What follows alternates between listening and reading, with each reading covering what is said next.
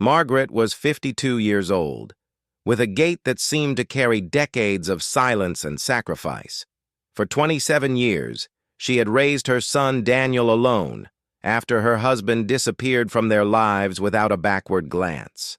Her hands were marked by housework and overtime in temporary offices, but also by the care with which she stored every memory of Daniel's childhood in a blue tin box. It was early September in Sao Paulo. The city vibrated with a humid heat that clung to her clothes, and she sat at her kitchen table, cutting out photographs and gluing them into a new album with creamy pages that crunched as she turned them.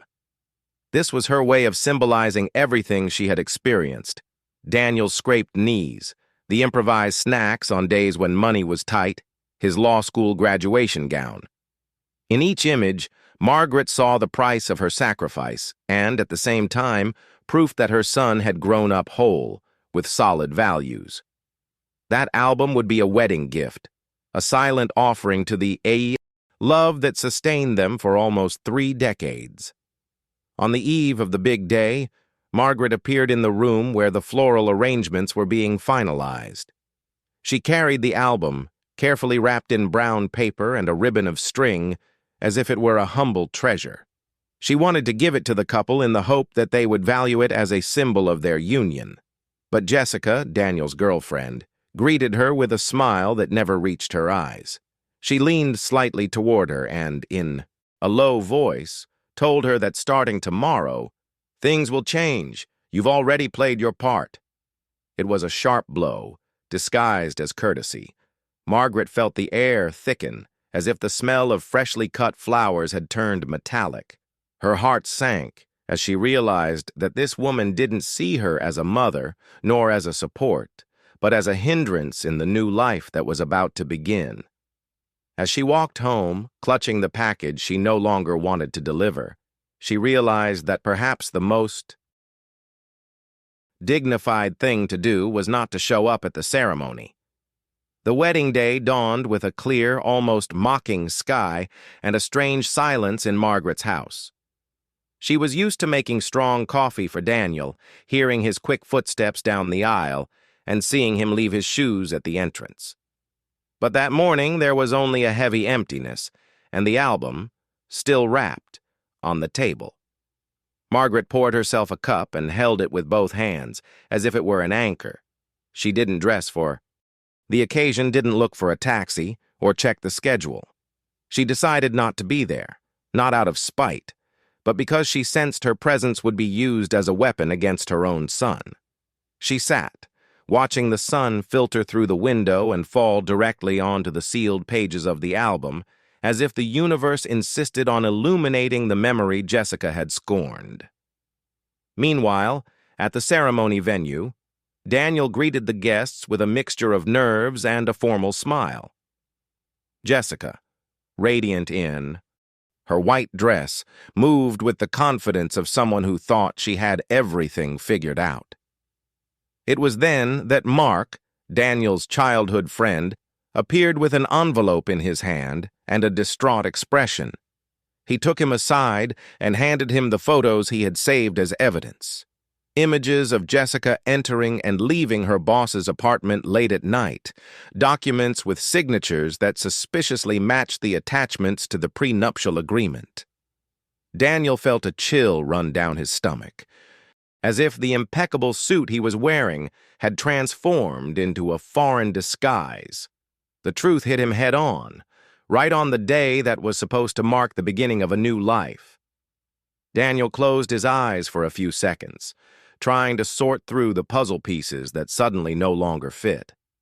He remembered Jessica's random phrases, stifled laughter as he answered late-night calls, his in-laws' suspicious insistence on speeding up the marriage process. Each memory transformed into an alarm he'd never wanted to hear. Mark squeezed his shoulder with the strength of someone who knows he's about to shatter a dream, telling him he'd rather lose his friendship than see him fall into a trap that would leave him ruined. The murmur of the guests, the scuffling of heels on the marble, the rustling of flowers stirred by the air conditioning. Everything became a backdrop that intensified his labored breathing. Daniel understood he was minutes away from facing a decision that would divide his life into a before and after. When it was time to walk down the aisle, Jessica walked confidently, with the perfect smile she knew how to deliver to the camera flashes. Her parents followed closely behind, with the satisfaction of those who think they've got everything figured out. Daniel, however, stopped dead in his tracks. The murmur of the crowd turned into an expectant silence. With a firm voice, though trembling inside, he took the microphone set up for the vows and declared there would be no marriage. He laid out in front of everyone the evidence he had in his hands: the photographs, the signatures, the financial plan hidden beneath the facade of love. Jessica tried to interrupt him, but the room was already filled with an air of disbelief and tension. The flashes that were supposed to capture a "I do" became witnesses to the most unexpected breakdown. The room filled with a dense murmur, like a swarm, unsure of where to fly. Some guests rose from their seats, others looked at each other in disbelief, and Jessica's parents stood petrified, their smiles frozen in an awkward grimace. Jessica, through tears that seemed more of rage than sadness, tried to spin the story in her favor, accusing Daniel of allowing himself to be manipulated by a controlling mother. "All this is because Margaret never accepted me," she cried in a high-pitched voice that echoed off the walls decorated with white roses. Daniel felt a blow to his chest. Suddenly, the person he had loved the most was transformed into a character who portrayed him as a weak son, incapable of making decisions for himself. In that instant, he knew it wasn't just about saving himself from deception, but about protecting the truth about the one who had truly been with him throughout his life.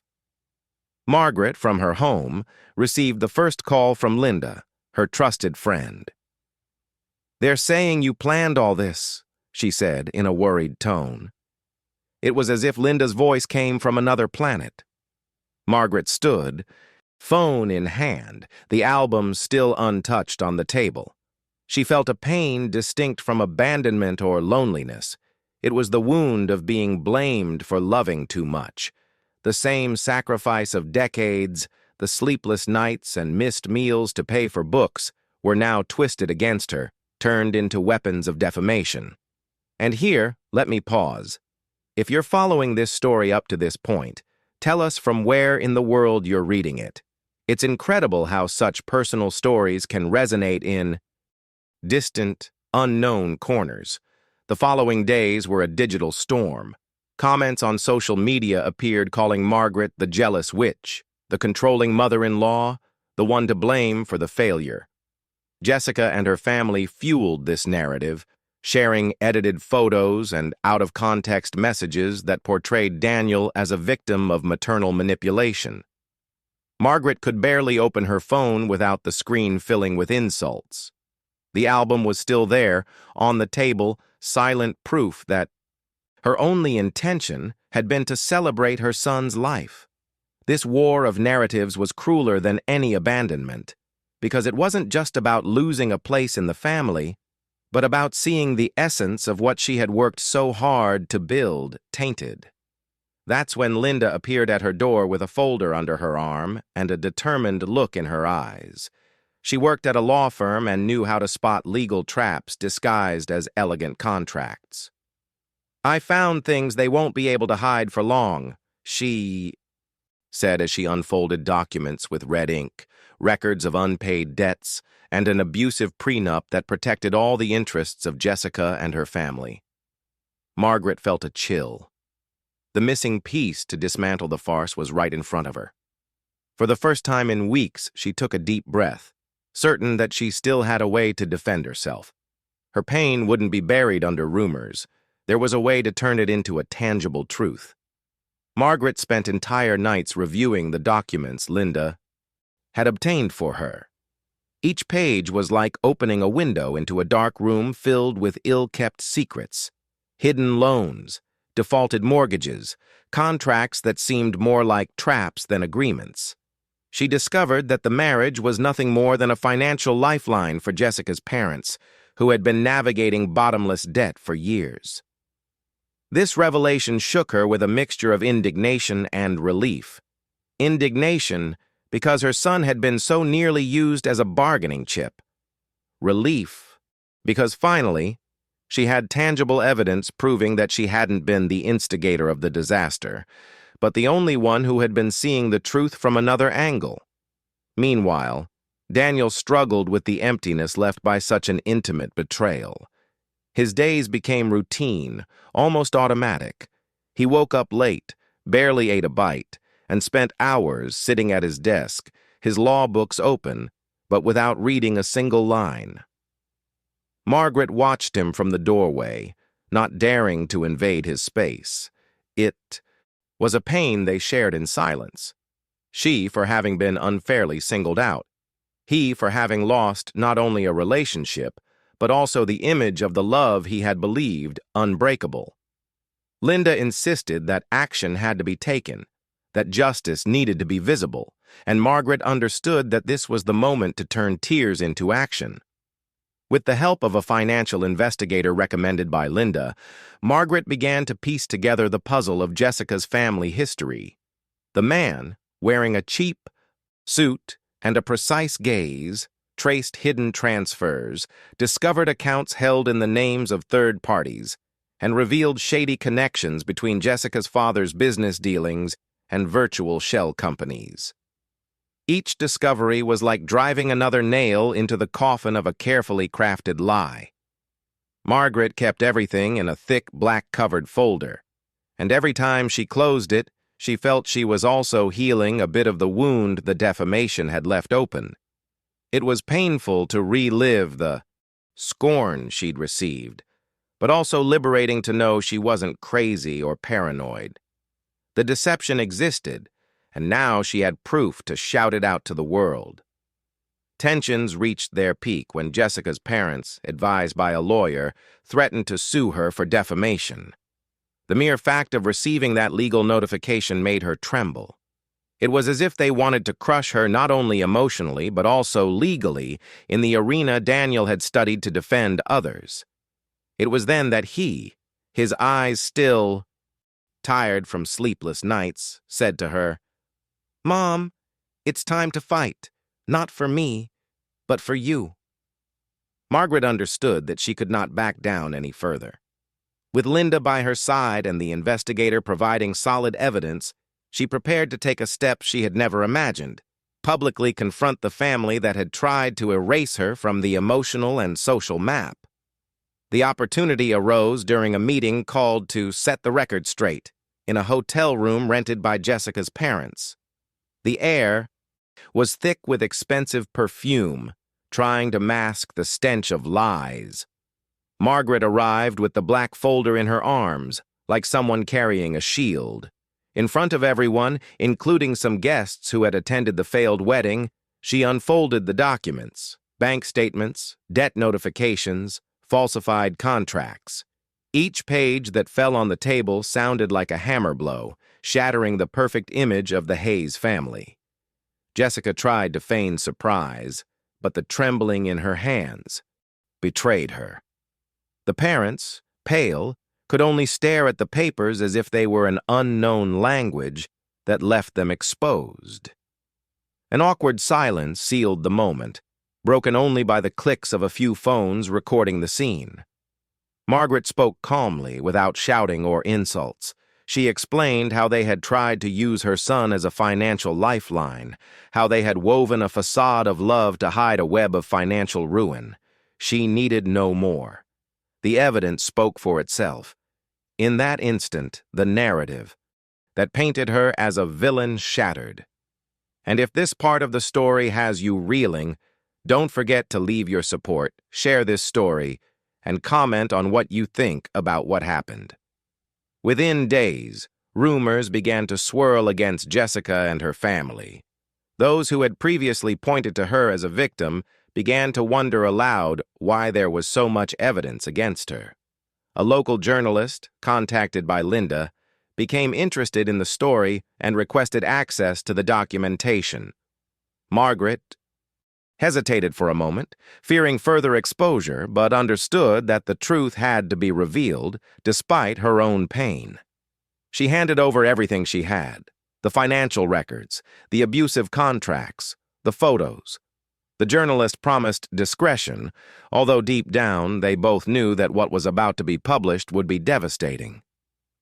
The article came out on a Monday morning, with a headline no one expected: "The Farce Behind the Canceled Marriage. Documents Reveal Hidden Financial Scheme." The article detailed not only the debts, but also the maneuvers to use the marriage as a financial lifeline. Within hours, social media changed its tone. The insults toward Margaret turned into veiled apologies or awkward silence. Jessica, who until then had maintained the image of a betrayed girlfriend, was portrayed as an opportunist. The parents, as architects of a failed plan. Margaret read the article at her kitchen table, the same place where days before she had wept in front of the untouched album. This time, however, her tears were different. Not of defeat, but of a silent justice finally coming to light. Daniel, upon reading the article, felt a complex mix of shame and relief. Shame because he had been on the verge of tying his life to a farce, and relief because the truth, however painful, had set him free. He began receiving messages from colleagues and law school professors encouraging him to keep going, reminding him that even future lawyers stumble in matters of the heart. Margaret watched him silently, noticing how he slowly regained his upright posture and the sparkle in his eyes that had disappeared after the scandal. Mother and son shared a calm breakfast, their first in weeks, and although words were few, the silence was no longer charged with pain, but with complicity and resilience. Jessica and her parents, on the other hand, faced the worst of all punishments: social judgment. The debts they had tried to hide were exposed, and creditors began, knocking on their doors. The smear campaign backfired, and little by little they lost the sympathy they still retained in some social circles. Margaret didn't gloat over their downfall, but she did feel a liberating weight knowing that justice, albeit belated, had arrived. She no longer needed to defend herself with words. Her actions had spoken for her. Deep down, she understood that this battle hadn't been just about clearing her name, but about reminding her son that dignity should never be compromised, even in the name of love. As the weeks passed, Margaret noticed how her routine regained a more human pulse. She walked around the neighborhood again without fear of other people's stares, entering the supermarket without hearing whispers behind her back. She placed the album she never gave away on the highest shelf in her living room, not as a failed gift, but as a testament to her story with Daniel. Each page was a reminder that she had built alone, with sacrifice and tenderness, what others had tried to destroy with lies.